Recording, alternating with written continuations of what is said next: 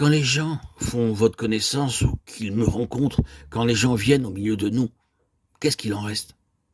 Ils viennent et ils ont des contacts avec nous. Pouvons-nous les côtoyer dans ce monde et nous séparer, et puis c'est tout?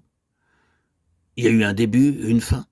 Il est parti bien, c'est un camarade gentil, une femme gentille, une fille gentille, des impressions superficielles, des formules empruntées, ensuite quelque chose qui s'estompe, et puis plus rien. Oh non, il n'en est pas ainsi de ce qui est incorruptible, éternel, et qui demeure de cette chose qui paraîtra encore dans la gloire pour jamais. Pas du tout. Il n'en était pas ainsi du Seigneur Jésus. Et il ne devrait pas en être ainsi de nous. Il doit réellement y avoir, quand nous sommes entrés en relation avec d'autres vies, quand nous avons marché sur cette terre et poursuivi notre chemin, quelque chose qui demeure. Le plus de nos vies qui restera à jamais.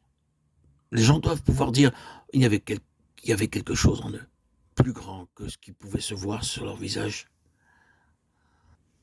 Est-ce que vous pensez que c'est trop simple?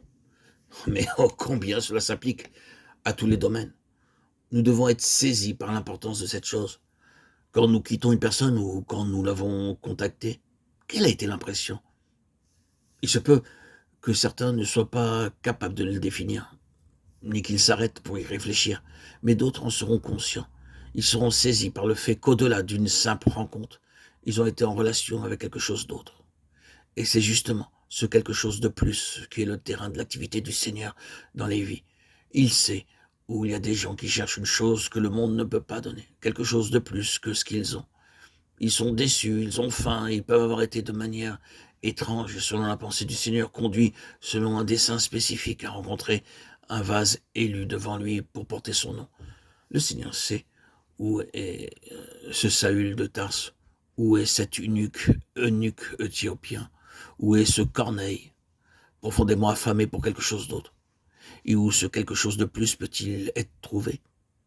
Le Seigneur doit l'avoir à sa disposition, il doit l'avoir dans un Philippe, il doit l'avoir dans un Pierre, dans un Ananias, il doit l'avoir en vous et en moi. C'est cela, l'incorruptible, l'immortel, le facteur éternel. Il y a un point de contact entre le ciel et les vies par le moyen de cet arrière-plan céleste et de cette présence céleste en vous et en moi. C'est cela le principe du service. Vous pensez que l'œuvre du Seigneur, le service du Seigneur, c'est avoir un travail et préparer des cours pour l'étude de la Bible, pour ensuite aller prêcher ici et là. Ce n'est pas du tout ce que le Seigneur pense à ce sujet. Ce qu'il pense, c'est où puis-je trouver quelque chose qui soit réellement autre, un puissant plus, que je puisse employer comme une base pour avoir des contacts et toucher des vies. C'est cela l'évangélisation, c'est cela l'extension du royaume. Si vous aimez employer ces expressions, il y aura alors quelque chose dont le Seigneur pourra se servir pour avoir son point de contact.